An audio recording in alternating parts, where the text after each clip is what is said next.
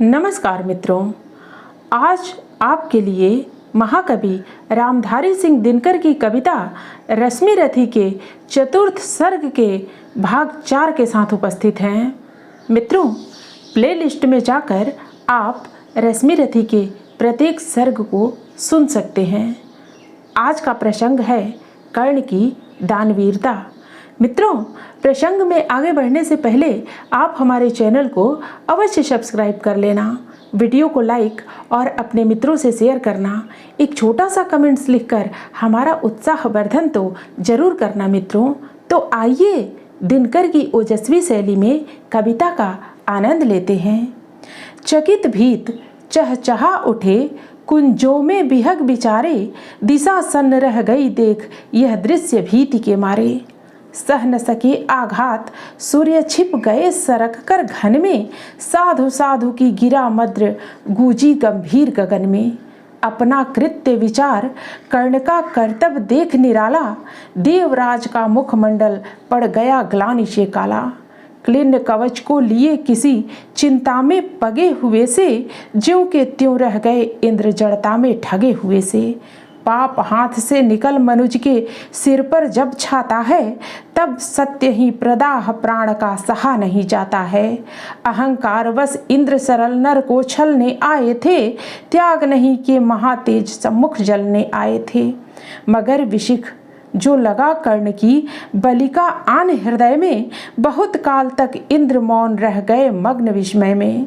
झुका शीस आखिर वे बोले, अब क्या बात कहूँ मैं, करके ऐसा पाप मूक भी कैसे किंतु रहूं मैं।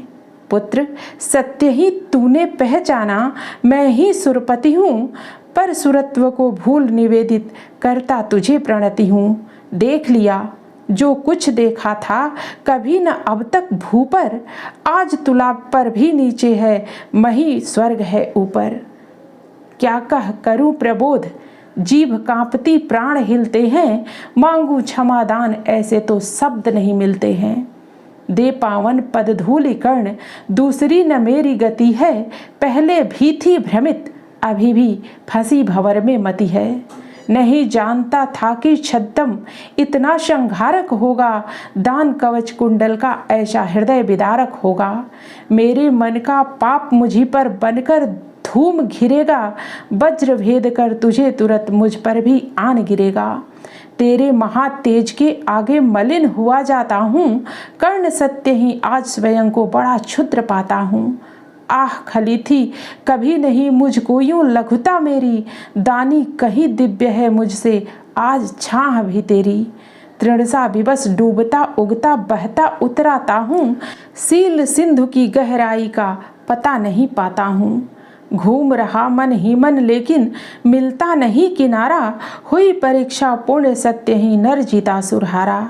हापड़ पुत्र प्रेम में आया था छल ही करने को, जानबूझकर कवच और कुंडल तुझसे हरने को। वह छल हुआ प्रसिद्ध किसे क्या मुख अब दिखलाऊंगा, आया था वन विप्र चोर बनकर वापस जाऊंगा। बंदनीय तू कर्ण देखकर तेज तिग्म अति तेरा, कांप उठा था आते ही देवत्व पूर्ण मन मेरा। किंतु अभी तो तुझे देख मन और डरा जाता है, हृदय सिमटता हुआ आप ही आप मरा जाता है। दिख रहा तू मुझे ज्योति के उज्ज्वल शैल अचल सा, कोटि कोटि जन्मों के संचित महापुण्य के फल सा। त्रिभुवन में जिन अमित योगियों का प्रकाश जगता है, उनके पुंजीभूत रूप सा तू मुझको लगता है। खड़े देखते जगनियंता पीछे मुझे गगन में, बड़े प्रेम से लिए तुझे ज्योतिर्मय आलिंगन में। दान धर्म अगणित व्रत साधन योग यज्ञ तप तेरे, सब प्रकाश बन खड़े हुए हैं तुझे चतुर्दिक घेरे। मही मगन हो तुझे अंक में लेकर इठ लाती है, मस्तक सूंघ स्वत्व अपना यह कहकर बतलाती है। इसने मेरे अमित मलिन पुत्रों का दुख मेटा है, सूर्य पुत्र यह नहीं कर्ण मुझ दुखिया का बेटा है। तू दानी मैं कुटिल प्रवंचक, तू पवित्र मैं पापी, तू देकर भी सुखी और मैं लेकर भी परितापी। तू पहुँचा है जहाँ कर्ण देवत्व न जा सकता है। इस महान पद को कोई मानव ही पा सकता है। देख न सकता अधिक और मैं कर्ण रूप यह तेरा, काट रहा है मुझे जानकर पाप भयानक मेरा। तेरे इस पावन स्वरूप में जितना ही पगता हूँ उतना ही मैं और अधिक बर्बर समान लगता हूँ। अतः कर्ण कर कृपा यहाँ से तुरंत मुझे जाने दे, अपने इस दुर्धर्ष तेज से त्राण मुझे पाने दे। मगर विदा देने के पहले एक कृपा यह कर तूं, मुझ निष्ठुर से भी कोई ले मांग सोच कर बरतूं। कहा कर्ण ने, धन्य हुआ मैं आज सभी कुछ देकर, देवराज अब क्या होगा वरदान नया कुछ लेकर। बस आशीष दीजिए धर्म में मेरा भाव अचल हो, वही छत्र हो वही मुकुट हो वही कवच कुंडल हो। देवराज बोले कि कर्ण यदि धर्म तुझे छोड़ेगा, निज रक्षा के लिए नया संबंध कहाँ जोड़ेगा।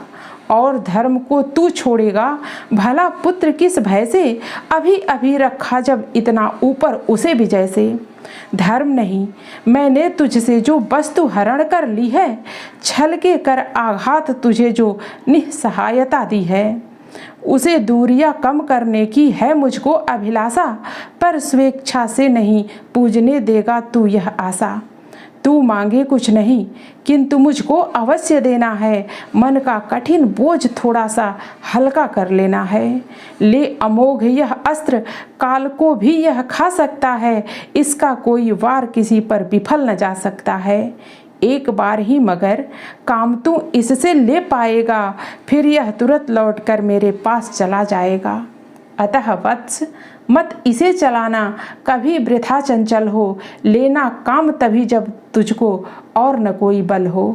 दानवीर जय हो, महिमा का गान सभी जन गाए, देव और नर दोनों ही तेरा चरित्र अपनाएं।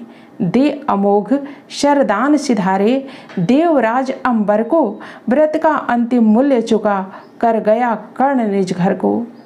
मित्रों फिर मिलते हैं रश्मि रथी के अगली कड़ी के साथ। धन्यवाद।